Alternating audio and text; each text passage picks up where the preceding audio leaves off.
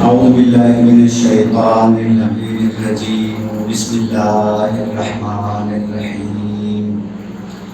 الحمد لله رب العالمين والعاقبة للمتقين والجنة للمطيعين والنار للعاصين. ثم الصلاة والسلام على سيد الأنبياء والمرسلين وخاتم النبيين وحبيب إله العالمين سيدنا ومولانا أبي القاسم محمد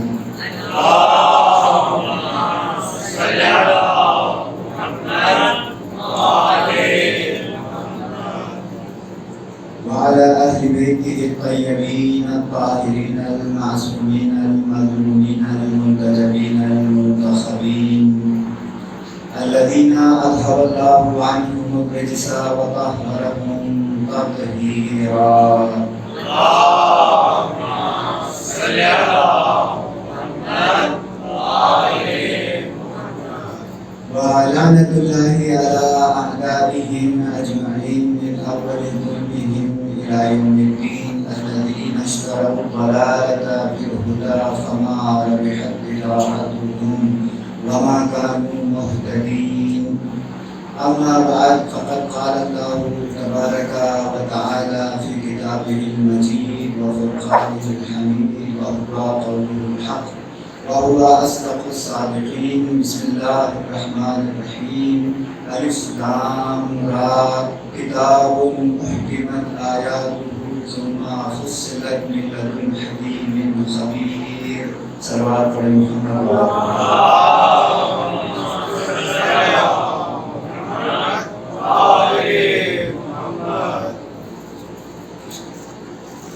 شب عاشور کی قدیم رات اب سے کچھ دیر کے بعد شروع ہو جائے گی. اس رات اس دن کے آخری اس پہر میں ہم سب سے پہلے اپنے مظلومین کو ایک مرتبہ یاد کرتے ہیں. ہم سب کے لیے رحم اللہ من قرأ الفاتحہ.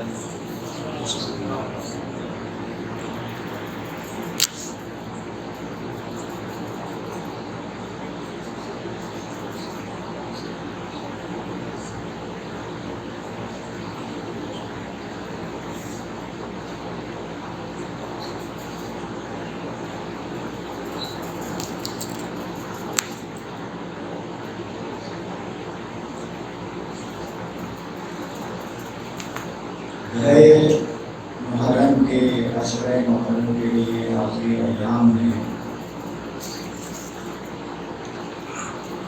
اللہ تعالیٰ کی رحمت کے دروازے کھلے ہوئے ہیں. خدا نے اپنے بندوں کی پکار سننے کا خصوصی اہتمام کیا ہے. ان دنوں میں اور ان راتوں میں آج ہم یہاں پر ان لوگوں کو بھی یاد کرتے ہیں جو درے محمد والے محمد پر اپنی حاجات اور اپنی درخواستیں لے کر حاضر ہوئے ہیں، جن کے دلوں میں تمنائیں ہیں. سب سے پہلے تو ہم یہ دعا کریں گے مل کر اللہ تعالیٰ حق خون امام حسین،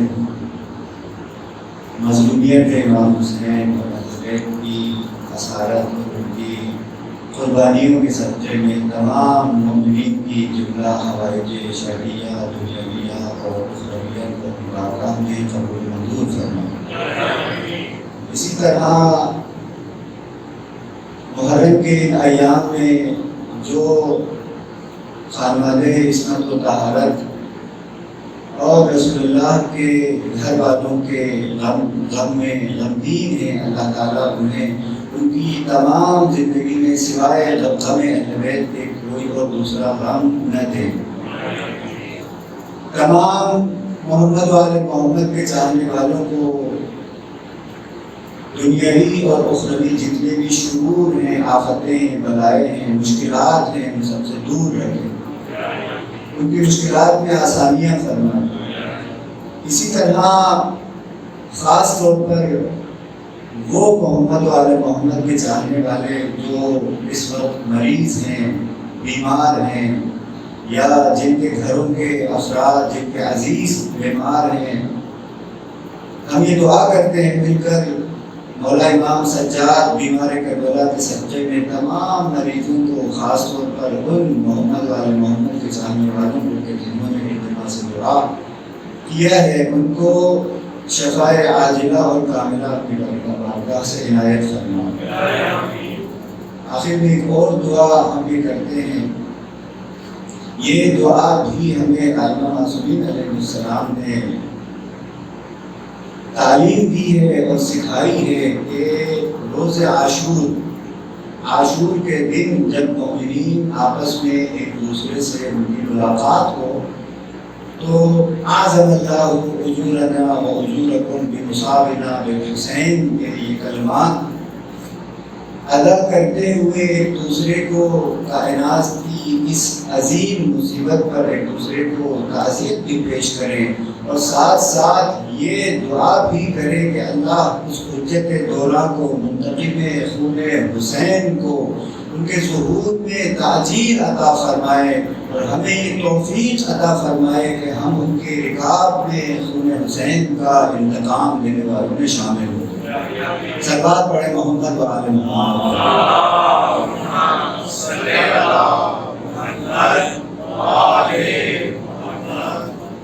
عزیزان محترم، تقریباً یہ آج ہماری آخری گفتگو ہوگی کہ جس میں اس عشرہ محرم کے حوالے سے اپنی ہم گزارشات آپ لوگوں کے سامنے پیش کریں گے۔ اب تک جو ہماری گفتگو ہوئی اس کا خلاصہ یہ ہے کہ ہم نے قرآن اور اہل بیت کے تعلق کو واضح کرنے کی کوشش کی، قرآن کی حقیقت، اس کے نزول کی کیفیت اور اس کے معانی کی وسعت کو تھوڑا سا بیان کرنے کی کوشش کی کہ ان تینوں ہی حوالوں سے قرآن اپنی حقیقت میں، قرآن اپنے نزول میں اور قرآن اپنے معانی کی وسعت میں جڑا ہوا ہے ذوات مقدسہ اہل بیت کے ساتھ۔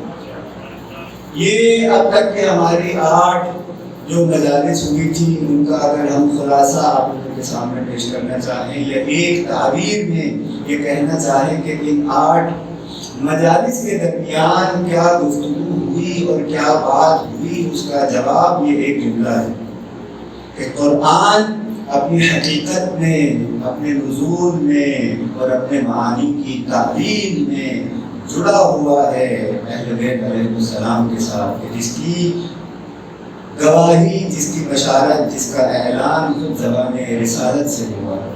مختلف مقامات پر مختلف شواہد کے ذریعے سے، مختلف دلائل کے ذریعے سے ہم نے اپنے اس دعویٰ کو یا اپنی اس بات کو آپ لوگوں کے سامنے وضاحت کرنے کی کوشش کی ان گزشتہ 8 دنوں کے درمیان۔ تو اب چونکہ آج ہماری گفتگو آخری گفتگو ہوگی تو مناسب یہی ہے کہ ہم اپنی پچھلی تمام گفتگو کو سمیٹ کر وہ نتائج جو ہمیں ان 8 دنوں کی گفتگو کے درمیان ہم نے حاصل کیے ہیں ان کو ایک مرتبہ اور دہرا لیا جائے، یا ان کو اچھی طرح سے ذہن نشین کر لیا جائے، یا بلکہ یوں کہوں کہ ہم اپنے فکر و عمل کے لیے ان باتوں کو، ان امور کو اپنا نصب العین بنا لیں، تاکہ ان مجالس کی نورانیت اور ذکر محمد و آل محمد کی برکت ہماری ذاتی زندگی میں اور ہماری تمام اجتماعی زندگی میں بھی ظاہر ہو۔ ایک دفعہ صلوات پڑھیں محمد و آل محمد۔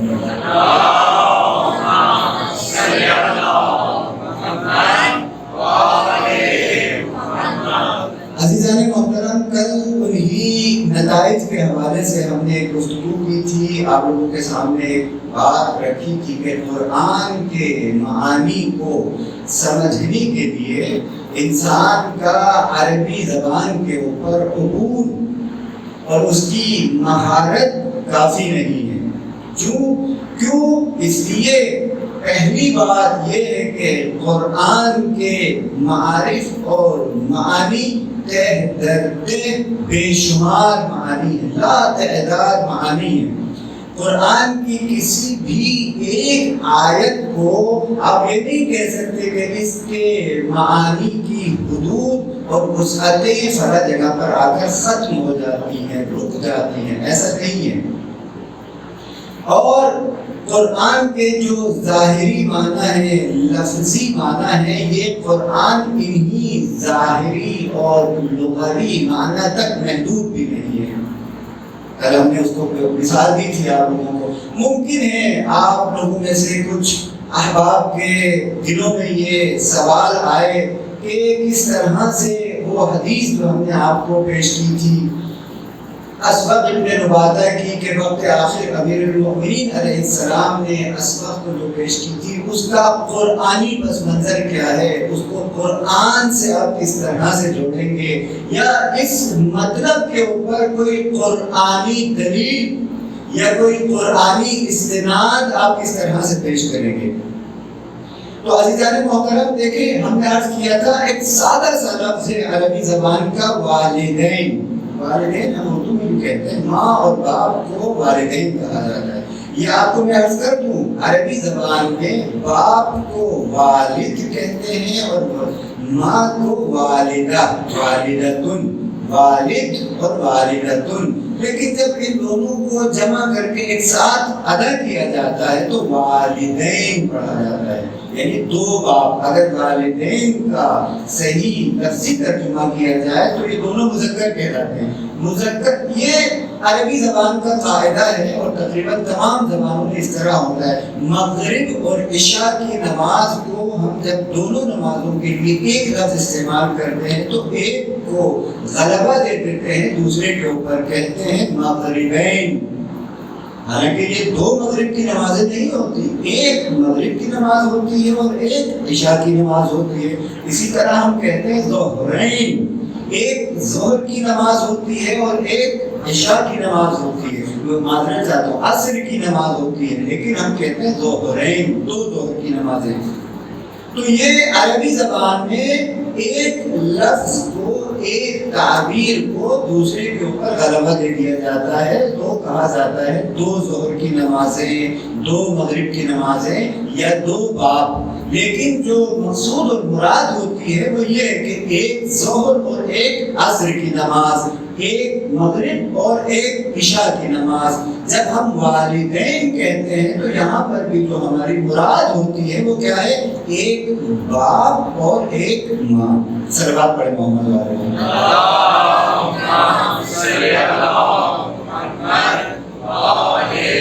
اس کی مثالیں اردو اور عربی میں، یعنی عربی کے وہ الفاظ جو ہم اردو کے اندر استعمال کرتے ہیں بے شمار ہیں۔ آپ اپنے اطراف میں دیکھیں، زوجین کا لفظ ہم استعمال کرتے ہیں، اس کے اندر بھی کیا ہوتا ہے؟ ایک زوجن اور دوسرا زوجتن، دو ہوتی ہے، ایک مرد ایک عورت، تو اس کو ہم کہتے ہیں زوجین، دو انسان۔ اب یہاں پہ آ جاتے ہیں اس کلمے کے معنی اور مفہوم ظاہری، یعنی جو عربی زبان بولنے والوں نے اس لفظ کے معنی مشخص اور معین کیے ہیں، یعنی دو انسان کے دل کے ماں اور باپ جنہیں ہم کہتے ہیں ان کو کہتے ہیں والدین۔ ڈکشنری بھی یہی معنی ہے اور عربی بولنے والے بھی یہی ہیں۔ آیا قرآن جب والدین کے الفاظ استعمال کرتا ہے تو کیا قرآن کی نظر میں بھی یہی ماں اور باپ، یعنی نسبی جن سے انسان کا خون کا رشتہ ہوتا ہے، قرآن کی مراد اور مقصود بھی ہمیشہ یہی والدین ہیں؟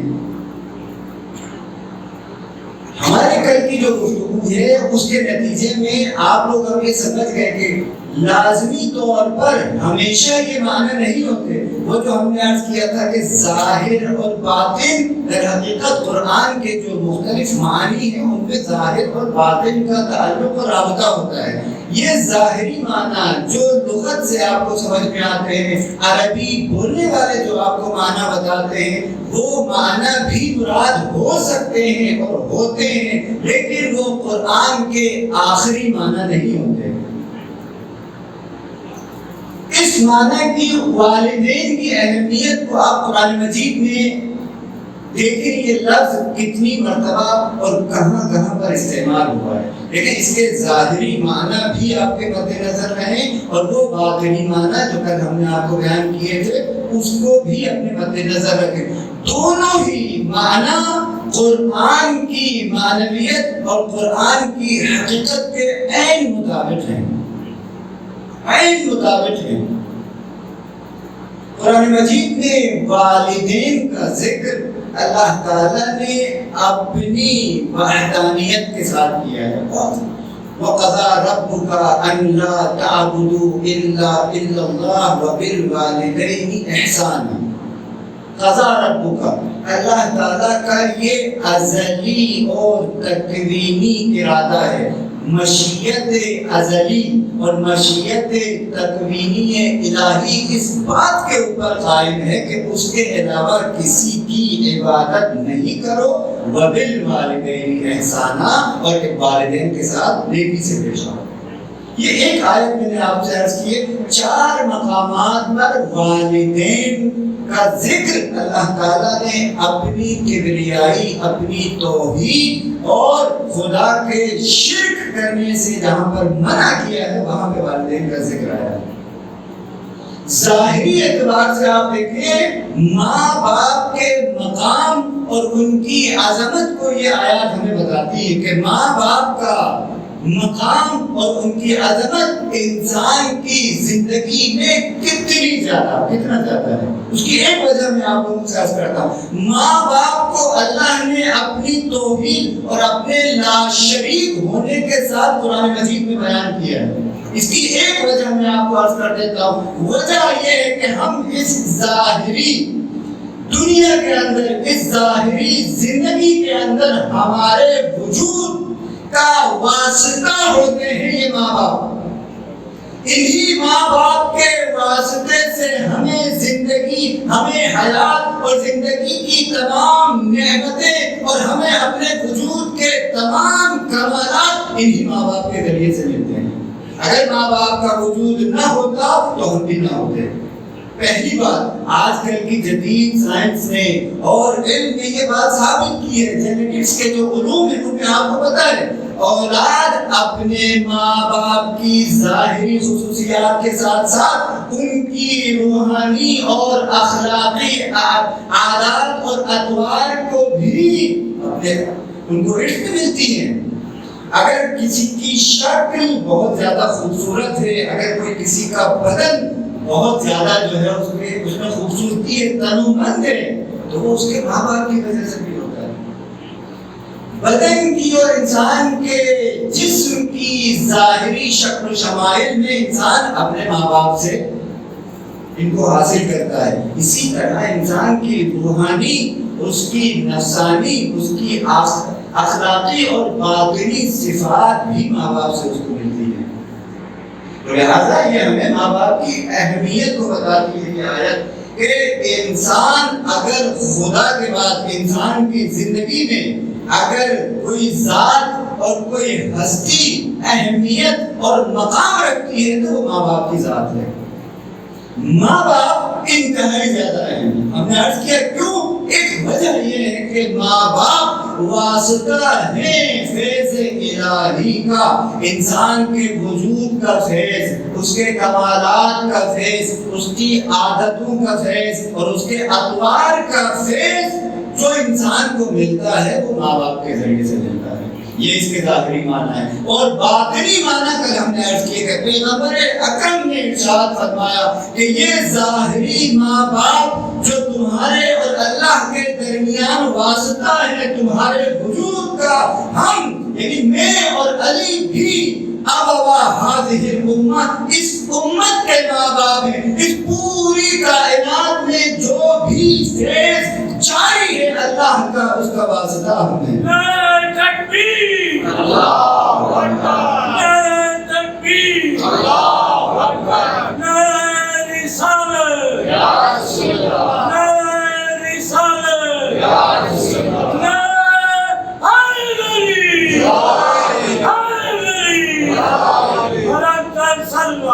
اللهم صل على محمد وآل محمد انا و علی ابوا هذه الامہ، میں اور علی اس امت کے باپ ہیں۔ اور رسول نے اسی لیے فرمایا تھا جو انسان بھی اپنے ماں باپ کا آنکھ ہو، ماں باپ اسے آنکھ کر دیں تو اس کی بخشش ممکن نہیں تھی۔ وجہ یہی کہ جو محمد و آل محمد کا حق ادا نہ کرے، جو علی کی ولایت کا حق ادا نہ کرے، جو رسول کی رسالت کا حق ادا نہ کرے، وہ محمد اور آل محمد کے وجود کے فیض سے محروم ہے۔ بقیہ جو امور ہم نے پیش کیے تھے وہ بھی آپ لوگوں کے سامنے ہیں۔ تو لہٰذا والدین، اب ہمیں سمجھ میں آیا قرآن مجید میں اللہ تعالیٰ نے اپنی کبریائی اور اپنی وحدت اور اپنے لا شریک ہونے کو کے ساتھ ساتھ والدین کا ذکر کیوں کیا۔ والدین میں یہ ظاہری والدین بھی اور والدین میں وہ حقیقی والدین بھی۔ ان کو آج سے ہم کہیں کہ محمد و آل محمد ہمارے حقیقی والدین ہیں، ہم سب ان کی اولاد ہیں۔ سلوات پڑھیں محمد و آل محمد۔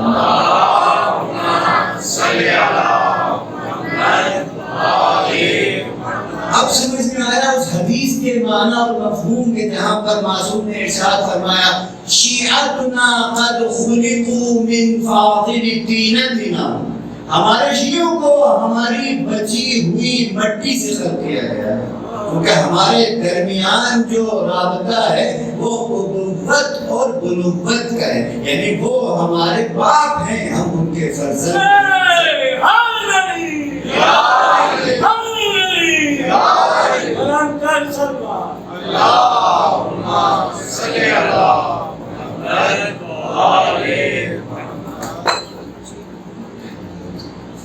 عزیزان محترم، قرآن کی حقیقت کو اگر ہمیں سمجھنا ہو، قرآن کے معنی کا حقیقی ادراک اگر ہمیں حاصل کرنا ہو تو ہم نے عرض کیا تھا یہ کام سوائے قرآن کے حقیقی ترجمان کے کوئی نہیں انجام دے سکتا۔ صرف عربی جان لینا، رسول کی صحبت اختیار کر لینا، یا ایک عرب معاشرے میں آ کے کھول لینا، کسی مدرسے کے اندر جا کے تعلیم حاصل کر لینا، کچھ کتابیں پڑھ لینا آپ کو قرآن کی حقیقت سے واقف نہیں کر سکتا۔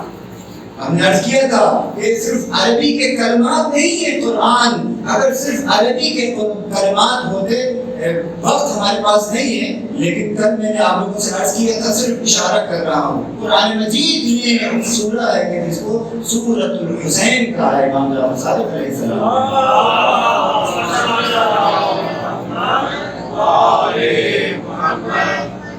اگر عربی انسان جانتا، اگر صرف عربی کافی ہوتی قرآن کو سمجھنے کے لیے، میں یہ تمام عربی جاننے والوں کو، دنیا کے تمام عربی جاننے والوں کو ایک جگہ جمع کر کے ان سے پوچھ لیجئے کہ اس آیت کے معنی کیا ہے۔ بسم اللہ الرحمن الرحیم والفجر ولیال عشر، قسم ہے فجر کی اور 10 راتوں کی، سورہ فجر ہے۔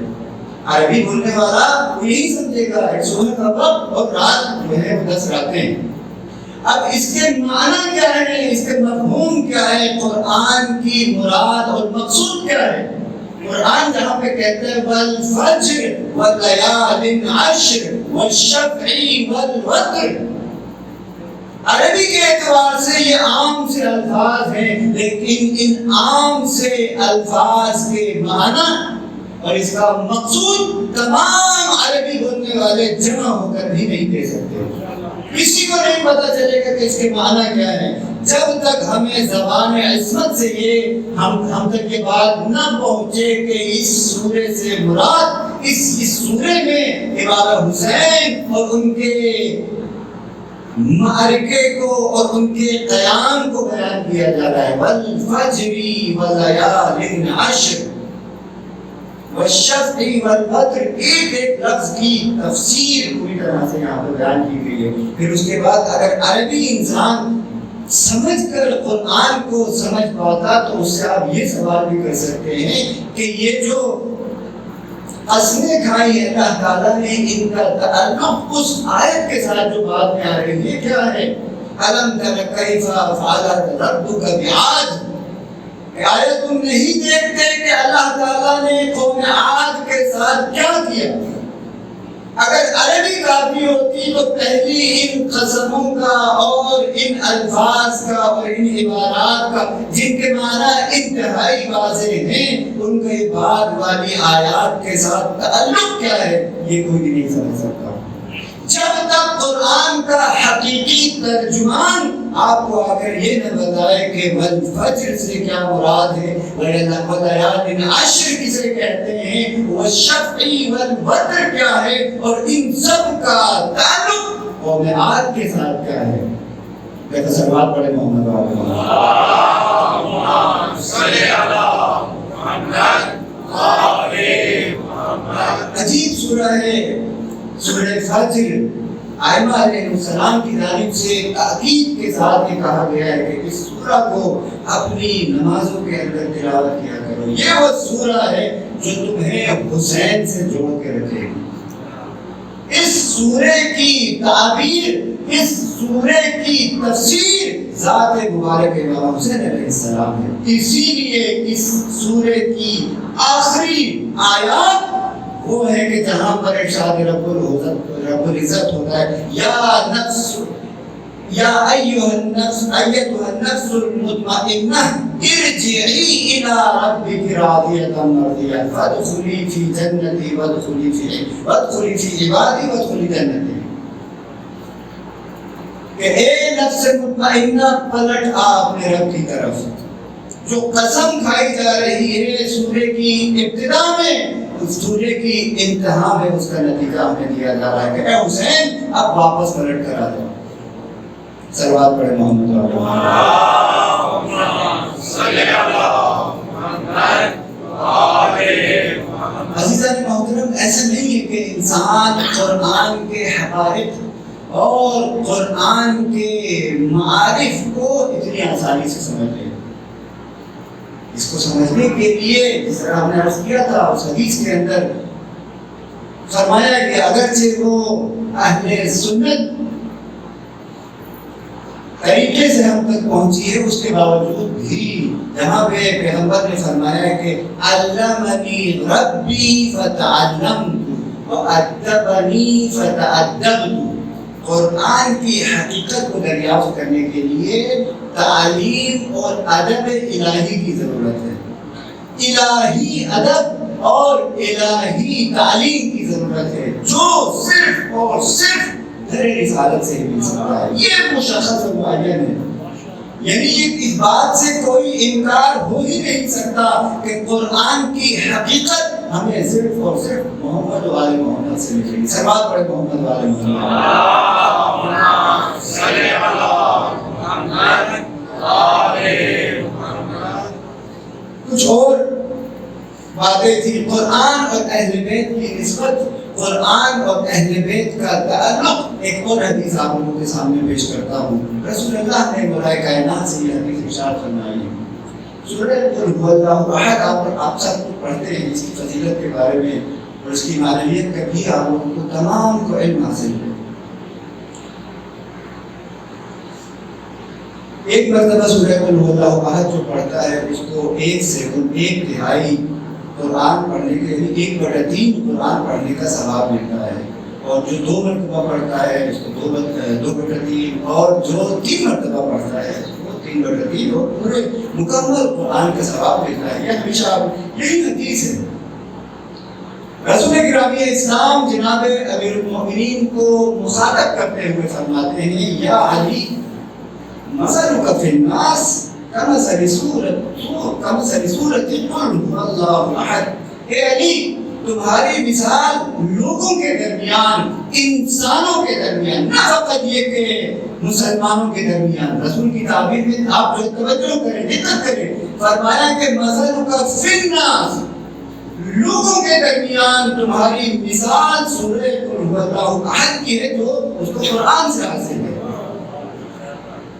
پیغمبر فرماتے ہیں فمن قرأها مرتن فکأنما قرأ ثلث القرآن، جس انسان نے سورہ قل هو اللہ احد کی ایک مرتبہ تلاوت کی، گویا اس نے قرآن کو 1/3 تلاوت کیا، 1/3 قرآن تلاوت کیا۔ ومن قرأها مرتين، اور جو انسان قل هو اللہ کی 2 مرتبہ تلاوت کرے فکأنما قرأ ثلثي قرآن، کہ اس نے قرآن کے 2/3 تلاوت کیا۔ ومن قرأها 3 مرات فکأنما قرأ القرآن كله، کہ جس انسان نے قل هو اللہ اور سورہ توحید کی 3 مرتبہ تلاوت کی، گویا اس نے پورے قرآن کی تلاوت کی۔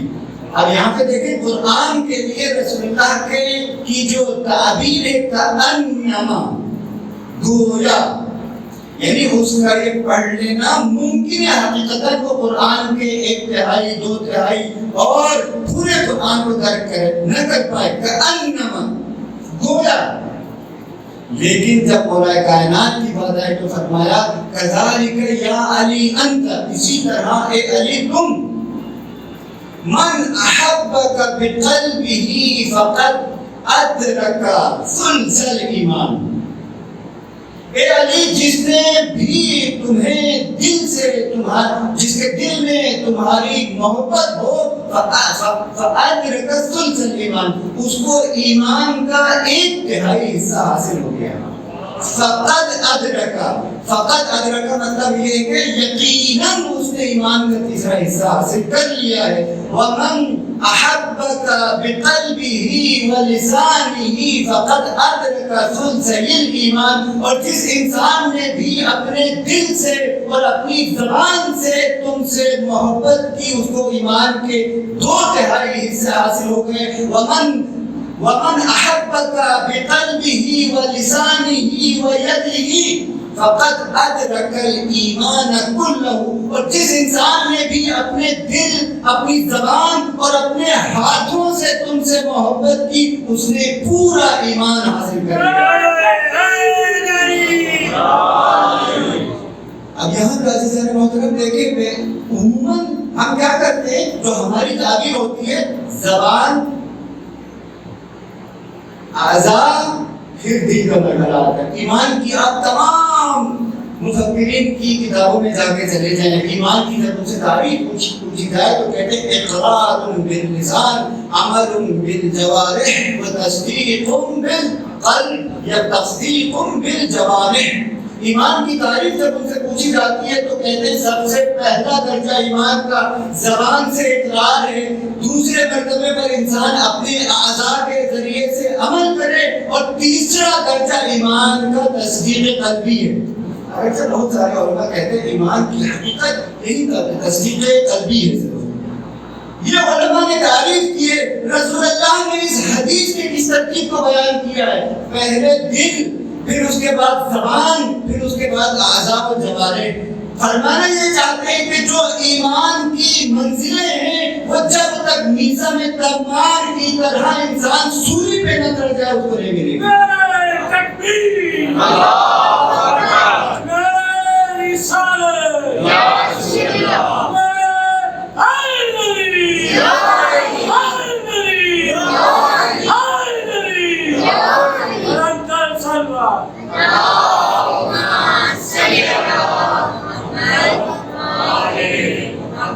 میزان تمار چاہیے کل ایمان کو حاصل کرنے کے لیے، کربلا کے اصحاب و اعوان و انصار چاہیے ایمان کے آخری درجے تک پہنچنے کے لیے۔ ایک اچھا سلوات پڑھے محمد والے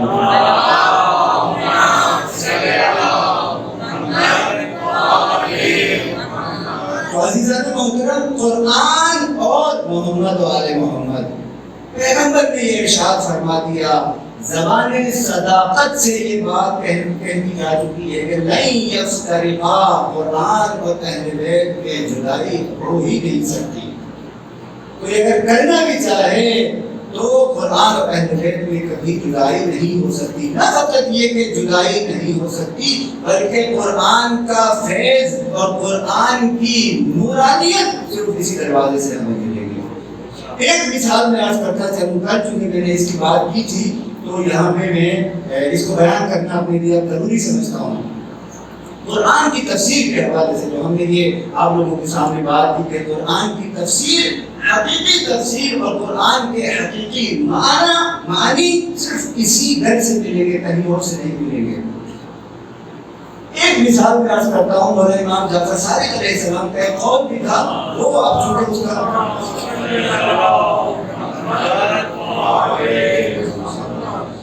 کا اپنا ایک تھوڑا سا پس منظر ہے تو میں اس کو ابھی یہاں پہ بیان نہیں کر سکتا۔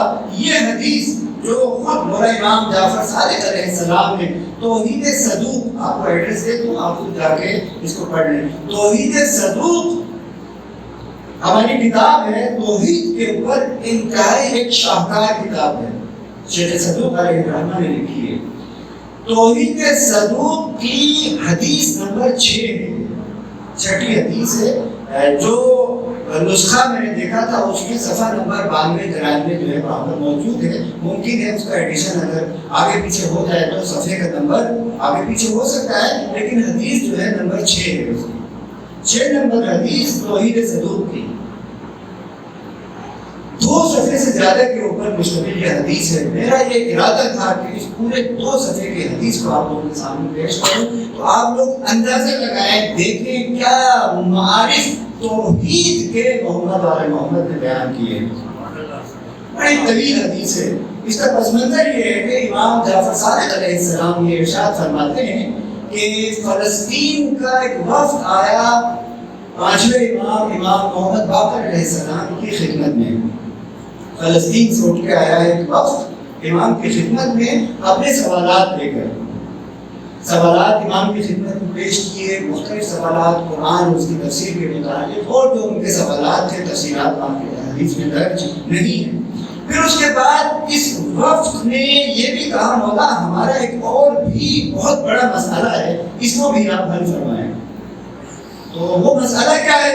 مسئلہ یہ ہے کہ ہمیں جو قرآن کا یہ جو لفظ ہے الصمد، اس کی تفسیر نہیں پتا۔ الصمد کی تفسیر ہمیں پتا ہے، سورہ قل هو اللہ کے اندر ہے، سورہ توحید کے اندر آپ ہمیشہ پڑھتے ہیں قل هو اللہ احد اللہ الصمد۔ یہ جو قرآن مجید نے یہاں پر کہا ہے کہ اللہ صمد ہے، اس کی تفسیر ہمیں بتا دیں۔ دیکھیں ہم نے کہا تھا اس کے جو لفظ کے ظاہری معنی ہو اس کو قرآن کی تفسیر اور حقیقی معنی نہیں کہتے۔ اب مولا نے الصمد ایک لفظ کی تفسیر بیان کی ہے، پڑھنے والی ہے، اگر اردو میں اس کتاب کا ترجمہ ہو چکا ہو تو یہ حدیث چاہے ملاحظہ کر اس کو پڑھیں۔ پوری توحید کی حقیقت کو مولا نے اسی ایک لفظ کے اندر بیان کر دیا ہے۔ مولا نے یہ فرمایا بھی، جہاں سے مولا کا جواب شروع ہوتا ہے، تفسیرہ فی، صمد کی تفسیر خود اس کے لفظ کے اندر ہے۔ اہل بیت کی ذوات مقدسہ وہ ہیں جو الفاظ کو شکافتہ کر کے ان کے اندر سے معانی کے خبر نکال کے دیتے ہیں لوگوں کو۔ اس کی مثال اگر آپ نے دیکھنی ہو تو اس حدیث کو ملاحظہ فرمائیں۔ مولا نے کہا کہ اس کی تفسیر خود اس لفظ کے اندر ہے۔ تفسیر کے بیان کرنے کے بعد ایک تاریخی جملہ مولا نے ارشاد فرمایا ہے، کہا کہ اگر لو وجدت، اگر مجھے مل جاتے حملتن، ایسے کچھ لوگ جو میرے اس علم کو جو اللہ نے مجھے دیا ہے اور میرے سینے کے اندر ہے، تو میں اسی ایک لفظ سے، دیکھیں الصمد کا ایک لفظ، اسی ایک لفظ سے میں تم سب کے لیے بیان کر دیتا، نشر کر دیتا، دین کو، اسلام کو، ایمان کو، قرآن کو، شریعت کو، ہر چیز کو میں اسی ایک لفظ سے تم بیان کر دیتا ہوں۔ اسی ایک لفظ کے ذریعے میں تمہیں پوری تمہارے دین کی، تمہاری پوری حیات کی حقیقت کو واضح کر دیتا۔ امام نے پھر یہاں پہ افسوس فرمایا ہے وہ کیسے ملے کہ مجھے وہ لوگ، جبکہ میرے جج امیر المؤمنین کو بھی کوئی ایسا انسان نہیں ملا تھا جو ان کے علم کو تحمل کر سکے، اور میرا جج مجبور تھا صحراؤں میں جا کر کنویں میں اپنی باتوں کو بیان کرتا تھا۔ یہ تعبیر ہے مولا کی۔ امیر المومنین کیوں مجبور تھے کہ صحراؤں میں بیابانوں میں جا کر اپنے اس علم کو کے سمندر کو جو ان کے سینے میں ٹھاٹھے مار رہا تھا اس کو خالی کریں. چونکہ اہل بیت کے علم کو تحمل کرنے والا اس پوری کائنات میں کوئی نہیں تھا. صلوات پڑھے محمد و آل محمد.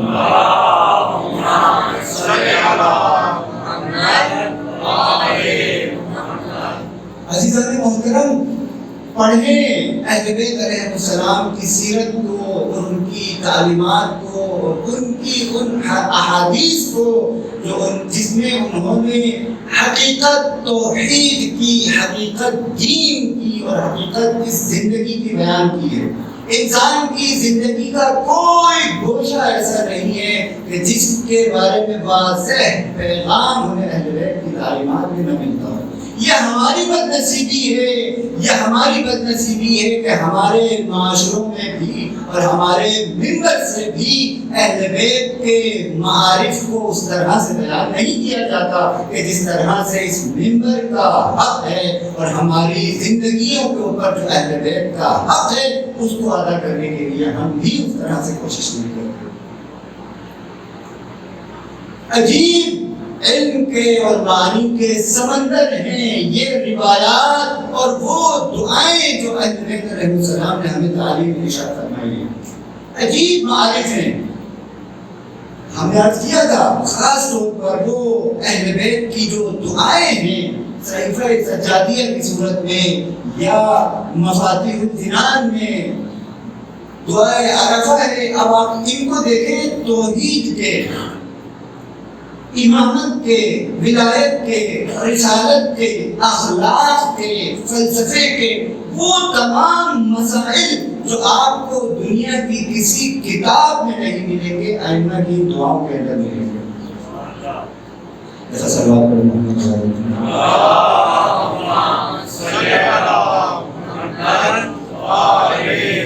ایک اور معارف کا جو خزانہ ہے وہ کس چیز کے اندر ہے؟ اہل بیت کی زیارات کے اندر.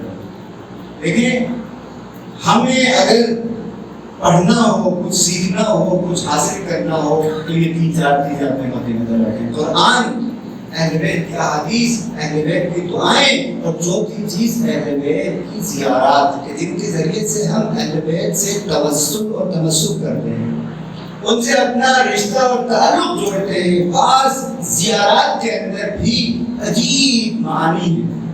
ان کو انسان پڑھ کر جو ہے وہ تنگ رہ جاتا ہے کہ یہ کس طرح سے جو ہے اس زیارت اور سلام کے قالب میں جو علمی مطالب اور معانی ہیں وہ کسی عام انسان کا کام ہی نہیں ہو سکتا.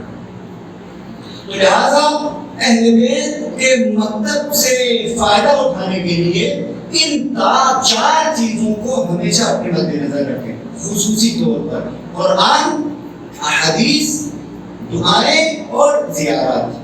انشاءاللہ اللہ ہمیں توفیق دے کہ علم کے ان خزانوں سے ہم اپنے قلب کو بھی منور کریں اور اپنے گھروں کو اور اپنے معاشروں کو بھی منور کر سکیں. صلوات پڑھیں محمد و آل محمد.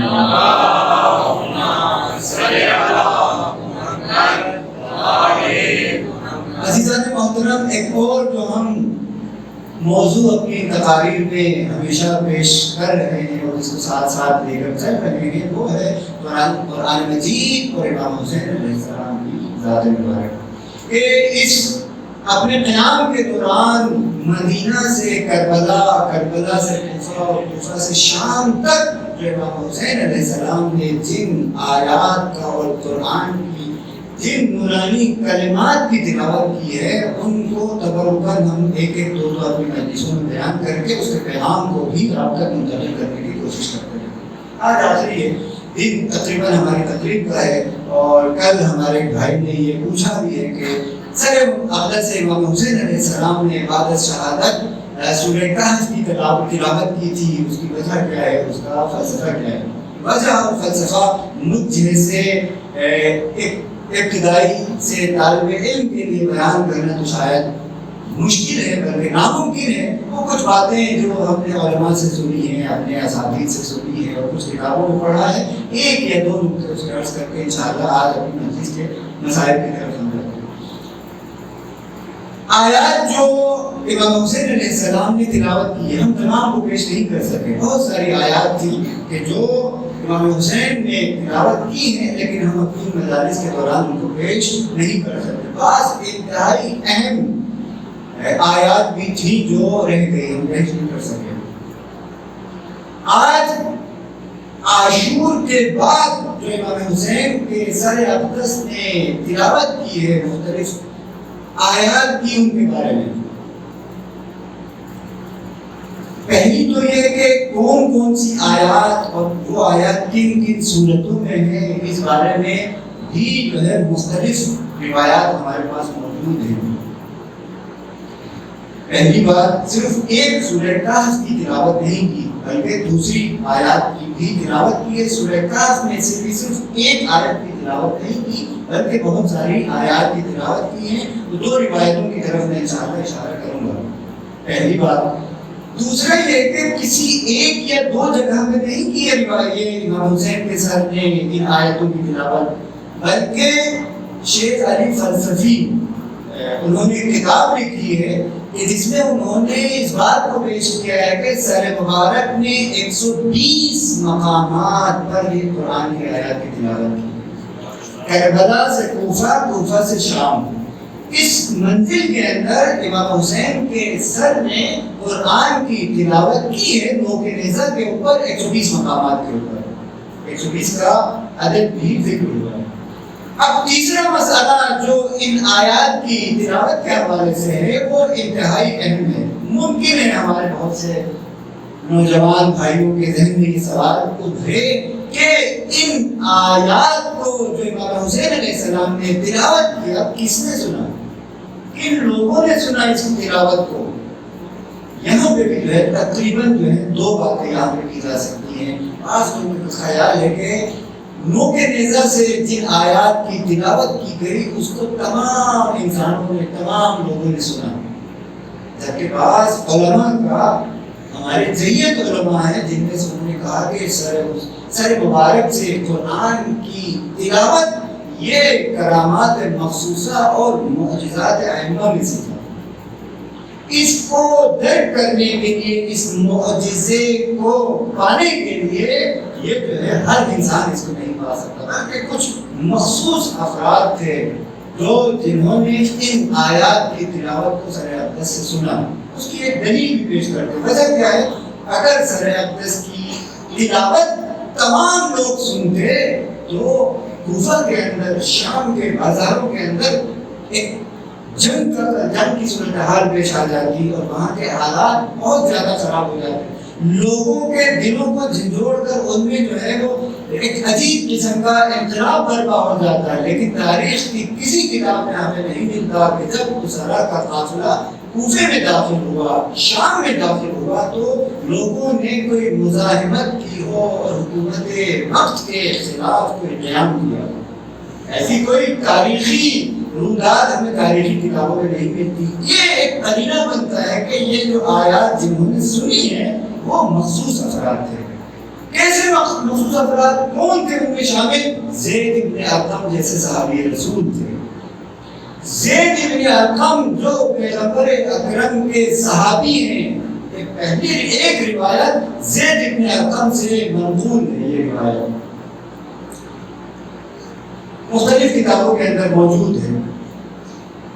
زید ابن ارقم یہ کہتے ہیں کہ میں کوفہ میں موجود تھا اپنے غرفے کے اندر، اپنے غرفے میں اور اپنے کمرے میں بیٹھا ہوا تھا کہ جب قافلہ کچھ سر نوک نیزہ کے اوپر قافلے کو گزارا گیا اور کچھ سر نوک نیزہ کے اوپر تھے. جب وہ میرے غرفے کے سامنے پہنچے تو میں نے ایک دفعہ دیکھا کہ ایک سر سے قرآن کی تلاوت کی آواز آ رہی تھی کہ سورہ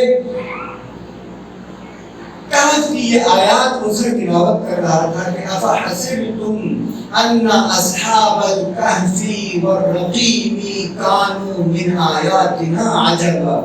آیا تم یہ گمان کرتے ہو کہ یہ جو اصحاب کہف اور رقیم ہیں وہ ہماری عجیب آیتوں میں سے ہیں؟ ایک موقع پہ زید ابن ارقم نے امام حسین کی آواز کو بھی پہچان لیا اور وہ کہنے لگے کہ میرے یہ روایت کے الفاظ ہیں کہ میرے بدن کے بال جو ہے تن گئے. اس آیت کی تلاوت سن کر ان کے بدن کے بال تن گئے. بے ساختہ ان کے منہ سے نکلا یا ابا عبداللہ، اے حسین، اصحاب کہف کی داستان اور ان کا واقعہ تمہارے اس نوک نیزہ پر تلاوت کرنے سے زیادہ عجیب نہیں ہے، بلکہ تمہاری یہ تلاوت ان سے زیادہ عجیب ہے. پہلی ایک روایت یہ زید ابن ارقم کی روایت ہے. ایک روایت جو ہے وہ ابو مخنف کی ہے، جو ابو مخنف کا ایک مقتل بھی ہے. آپ لوگ سب جانتے ہیں کہ ایک مقتل جو ہے وہ ابو مخنف کی روایت سے بھی ہمارے یہاں موجود ہے. ابو مخنف نے یہ کہا ہے کہ امام حسین کے سر نے جن آیات کی تلاوت کی ہے ان میں سے ایک ان سورہ کہف کی ہے، اور سورہ کہف کی آیات 13 نمبر تک کی جو آیات ہے یہاں تک امام حسین کے سر نے ان آیات کی تلاوت کی ہے. تو یہ دو روایتیں میں نے آپ کے سامنے رکھ دی. اس کے علاوہ بھی بہت ساری روایات ہیں اور بہت ساری آیات ہیں کہ جو تاریخ میں ملتا ہے امام حسین کے سر مبارک نے جن کا مطالعہ کیا. کیسے سلوات پڑھے محمد والے محمد.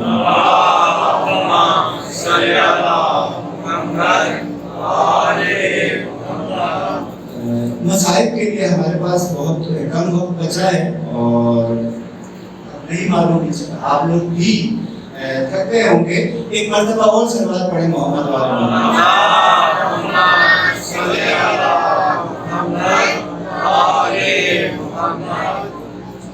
عزیزان محترم، یہ نقطہ یہاں تک ہم نے سن لیا. تاریخ کے اعتبار سے اس مسئلے کی ایک مبہم سی اور اجمالی سی تصویر میں نے آپ لوگوں کے سامنے پیش کر دی. اب وہی سوال کہ امام کے سر نے تلاوت کیوں کی، پہلی بات. دوسری بات، ان آیات کا انتخاب کیوں کیا، یہ سوال ہے.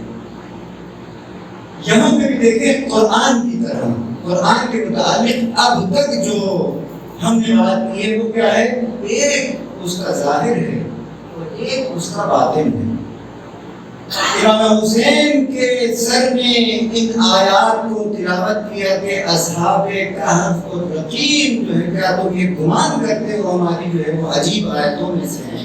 وہ ظاہری معنی وہی ہیں جو زید ابن ارقم نے بھی جس کو درک کیا کہ ان سے زیادہ عجیب یہ سر اقدس کا نوک نیزہ کے اوپر قرآن کی تلاوت کرنا ہے. وہ انسان تو 300 سال سوئے تھے، سو کے دوبارہ اٹھے ہیں، لیکن یہاں پہ پورا ایک بدن جو اپنے تن سے جدا ہو چکا ہے، اس کے اندر قوت گویائی ہے اور وہ قرآن کی آیات کو تلاوت کر رہا ہے. اصحاب کہف کا مقام، ان کا رتبہ، ان کی شخصیت کوئی ایسی نہیں تھی، لیکن یہاں پہ فرزند رسول حسین کا سر یہ تلاوت کر رہا ہے. لہذا یہ زیادہ عجیب بات ہے. جناب زید ابن ارقم نے بھی اس بات کو بیان کیا. اب ان آیتوں کے انتخاب کے پیچھے جو ایک نکتہ، چونکہ اب میں کچھ نکات کو اپنے ذہن میں رکھ کے لایا تھا، شاید پوری طرح سے بیان نہ کیے جا سکے. ایک بات میں عرض کر دیتا ہوں، ایک سے دو باتیں. دیکھیں عزیزان محترم، اصحاب کہف کو سمجھے کون ہے یہ لوگ؟ آپ سب جانتے ہیں اصحاب کہف وہ لوگ تھے، فتیتن کی تعبیر استعمال کی ہے قرآن مجید میں. وہ کچھ جوان تھے کہ جنہوں نے اللہ کی خاطر ظلم کی حکومت کے خلاف قیام کیا تھا، جابر اور ظالم کے خلاف قیام کیا تھا. اٹھے تھے اور اٹھنے کے ساتھ ساتھ اپنا گھر بار زندگی سب کچھ چھوڑ کر وہ جو خدا کے لیے غازی کر گئے تھے، وہ غازی کر کے گئے تھے. انہوں نے اپنا سب کچھ خدا کے لیے چھوڑ دیا تھا. امام حسین کو آپ دیکھیں، امام حسین علیہ السلام نے بھی جو اپنے وقت کی ظالم حکومت تھی، اپنے وقت کے دشمن خدا کے خلاف قیام کیا تھا. اور اسی طرح حسین نے بھی اپنے نانا کے مدینے کو چھوڑا تھا، اللہ کے گھر کو چھوڑا تھا اور کربلا کے میدان اور صحرا کی طرف گئے. لیکن اصحاب کہف تک دشمنوں کی پہنچ سے بچے رہے، بچ گئے. لیکن حسین کی مظلومیت کہ ان کو ظالموں نے کربلا کے میدان میں شہید کر دیا. دوسری وجہ میں آپ سے عرض کرتا ہوں، اصحاب کہف کے واقعے کو جا کے پڑھیں۔ اصحاب کہف اپنے زمانے کی مقدس ہستیاں تھیں، اتنی مقدس ہستیاں تھیں کہ جب وہ 300 سال کے بعد ایک مرتبہ اٹھے اور پھر اللہ تعالیٰ نے ان کو دوبارہ سلا دیا، تو لوگوں نے ان کے تقدس کے احترام میں وہاں پر ایک مسجد بنائی تھی یا ایک عبادت گاہ بنائی تھی، مرجع خلائق بن گئی تھی وہ جگہ جہاں پر اصحاب کہف کو اللہ تعالیٰ نے سلایا تھا، یا وہ غار امام حسین علیہ السلام کی ذات کی اسی طرح۔ اگرچہ زمانے کے ظالموں نے یہ کوشش کی حسین کے وجود اور اس کی تحریک کے تقدس کو مٹائیں، اور وہاں پر حتیٰ تاریخ میں امام حسین کے اس حرم اقدس کو گرانے کی، بہانے کی، مٹانے کی بہت ساری کوشش کی، لیکن حسین کا حرم آج بھی کائنات کا مرکز بنا ہوا ہے، پوری دنیا کی مخلوقات حرم امام حسین کی طرف متوجہ ہے۔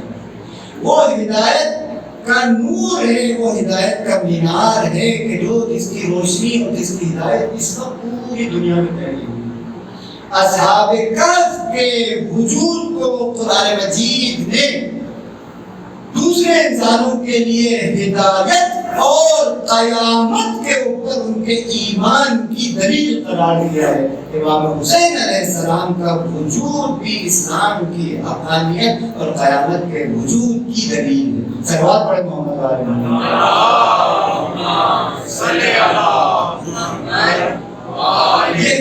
یہ جو سر ہیں، اسرار ہیں امام حسین علیہ السلام کی ذات کے اور ان کے حرم کے، وہ آہستہ آہستہ انسانیت کے اوپر کھلیں گے۔ اب امام کی شہادت کے بعد نہ فقط صرف کربلا مقدس ہے بلکہ پورا شہر، نہ صرف حرم مقدس ہے بلکہ پورا کربلا معلیٰ بن گیا، مقدس بن گیا۔ سب بات پڑھیں محمد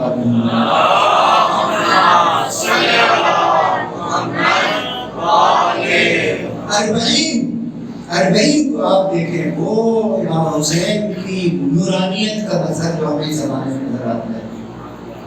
اربعین پہ جس طرح لوگ حرم امام حسین علیہ السلام کی طرف جاتے ہیں، کربلا کی جانب جاتے ہیں، اس کی تو ابھی یہ آغاز اور ابتدا ہے، آغاز اور ابتدا ہے نور حسینی کی شعاعوں کا۔ اب جس طرح جب یہ دنیا آگے بڑھے گی، انسانیت کا قافلہ آگے بڑھے گا، حسین کی نورانیت زمین سے آسمانوں تک پھیل جائے گی۔ عزیزان محترم، آج شب عاشور وہ شب ہے کہ جس کو امام حسین علیہ السلام نے اپنی عبادت اور قرآن کی تلاوت کے لیے مہلت مانگی۔ انتہائی اہم رات ہے کہ جس کو ایسا نہیں، ہم پہلے عرض کر چکے ہیں کہ حسین کو جنگ کا خوف ہو یا حسین کو موت کا ڈر ہو، ایسا نہیں تھا۔ حسین کو اپنے رب سے راز و نیاز کرنے کے لیے، قرآن کی تلاوت کرنے کے لیے اور اپنے اصحاب کو ان کا مقام اور مرتبہ دکھانے کے لیے ایک رات کی ضرورت تھی۔ یہ وہی رات ہے کہ جہاں پر امام حسین نے فرمایا تھا، اگر تم لوگ مجھے چھوڑ کر جانے میں شک محسوس کرتے ہو تو چراغوں کو گل کر دیا جائے، اگر اکیلے جانے میں تم لوگ شرماتے ہو تو میرے اہل بیت میں سے ہر ایک کا ہاتھ پکڑ کر تم ان کے ساتھ چلے جاؤ، اپنی بیعت کو میں تمہارے سروں سے اٹھا دیتا ہوں۔ عزیزان محترم، شب عاشور کا منظر جو روایات میں پیش کیا گیا ہے انتہائی عجیب ہے۔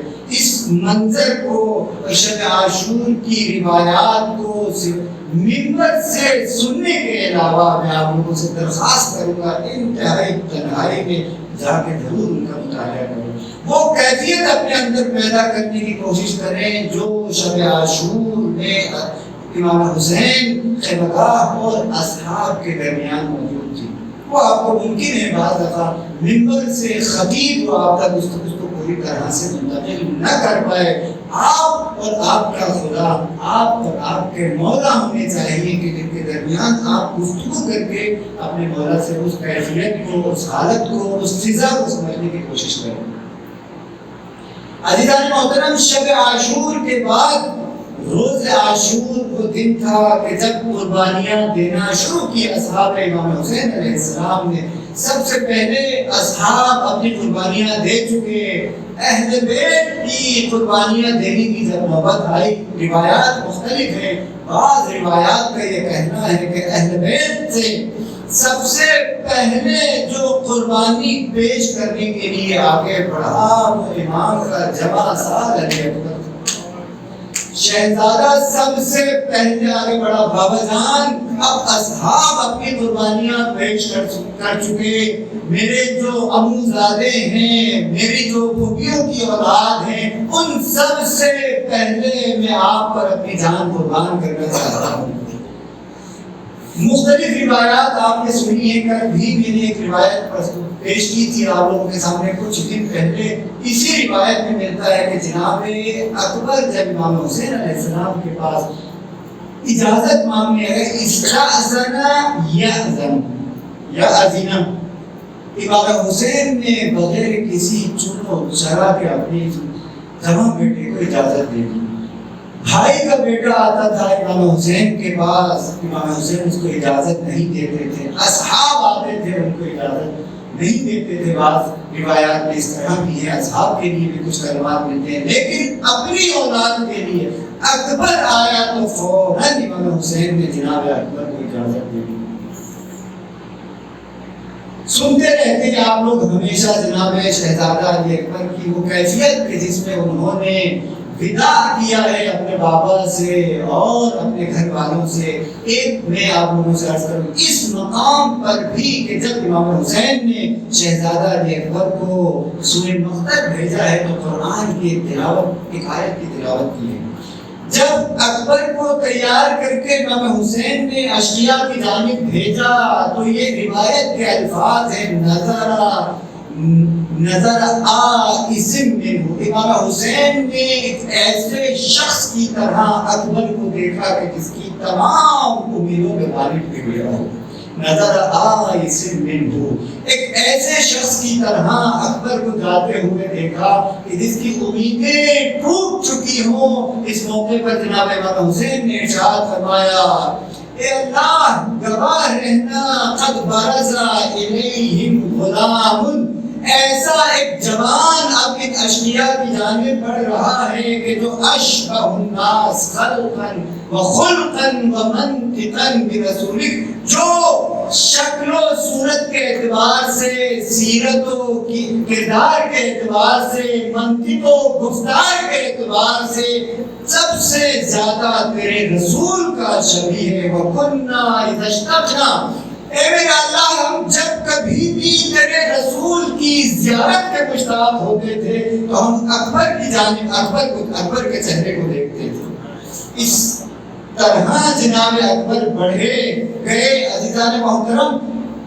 جناب اکبر جب آگے بڑھے ہیں تو امام حسین ابن سعد کو مخاطب ہو کر کچھ کہتے ہیں، پھر اس آیت کی بھی تلاوت کرتے ہیں، ان اللہ اصطفیٰ آدم و نوحا وآل ابراہیم وآل عمران ذریۃ بعضها من بعض۔ اللہ تعالیٰ نے انتخاب کیا آدم کو، نوح کو، آل ابراہیم کو اور آل عمران کو، ذریۃ بعضها بعض۔ یہ امام حسین اس آیت کی تلاوت کے بعد بتا رہے ہیں یہ جو اکبر جا رہا ہے یہ آدم کا بھی وارث ہے، نوح کا بھی وارث ہے، ابراہیم کی ذریت سے بھی اس کا تعلق ہے، عمران کی ذریت سے بھی اس کا تعلق۔ ہم وہ ذریت مصطفیٰ ہیں جو انتخاب پروردگار ہے۔ عالمین کے اوپر اگر کسی کو برتری حاصل ہے تو وہ محمد و آل محمد کی ذریت ہے۔ اسی آیت کے ذریعے سے امام رضا علیہ السلام نے مامون سے اہل بیت کی فضیلت تمام عالمین کے اوپر وہاں پر دلیل دی ہے۔ اسی آیت کو امام رضا علیہ السلام نے اس آیت کو دلیل پیش کیا تھا کہ اہل بیت اور اطرت تمام عالمین پر فضیلت رکھتے ہیں۔ امام حسین اکبر کو جب ودا کرتے ہیں اکبر کو بھیجنے کے بعد اس آیت کی تلاوت کرتے ہیں۔ عزیزان محترم، اکبر گئے اشقیاء کے درمیان جنگ کے وہ جوہر دکھائے کہ لوگوں کو علی مرتضیٰ کی جنگ یاد آ گئی، یہ بھی علی تھا اور یہ بھی اسی علی کا بیٹا تھا۔ ایک مرتبہ شدت جنگ سے جب اکبر تھک گئے، ان کی پیاس کا احساس بہت زیادہ ہو گیا، تو اکبر ایک مرتبہ واپس آتے ہیں اپنے بابا کے پاس، بابا جان مجھے بہت زیادہ پیاس لگی ہے، اگر تھوڑا سا پانی مل جاتا۔ امام حسین نے کہا بیٹا اکبر آؤ میرے پاس آؤ، اپنی زبان کو اکبر کے منہ میں، اکبر کے دہن میں جیسے ہی رکھا، اکبر نے اچانک سے اپنے منہ کو پیچھے کیا، کہا بابا آپ کی زبان پر تو میری زبان سے بھی زیادہ کاٹے ہیں۔ امام نے کہا بیٹا اکبر اسی طرح جاؤ، دیکھو ہم قریب تمہیں تمہارے جد رسول خدا عہدے کو سر سے سیراب کریں گے۔ اکبر واپس گئے، اشقیاء سے لڑے۔ عزیزان محترم، وہ موقع نہیں آیا، ایک ظالم نے حملہ کیا اکبر کے سینے پر، اور اکبر گھوڑے سے نیچے آئے، فرمایا یا بتا علیہ میری سلام، اے بابا میرا آخری سلام قبول کیجیے۔ امام حسین اکبر کی جانب دوڑے، کہہ رہے اے بیٹا تیرے بعد اس زندگی دنیا میں خاک۔ امام حسین اکبر کی لاش پہ پہنچتے۔ عزیزان محترم، اگر یہ روایت کے جملے نہ ہوتے تو میں یہاں پر نہ پڑھتا۔ آپ لوگوں سے معذرت چاہتا ہوں، ایک مرتبہ راوی کہتا ہے میں نے دیکھا کہ ایک مخدرہ خرام کی جانب سے نکلی اور اکبر کے جنازے کی جانب دوڑی، آپ کا بتا رہی یہ بیوی اکبر کے جنازے پر اپنے آپ کو اس نے گرا دیا۔ امام حسین نے کہا بہن زینب،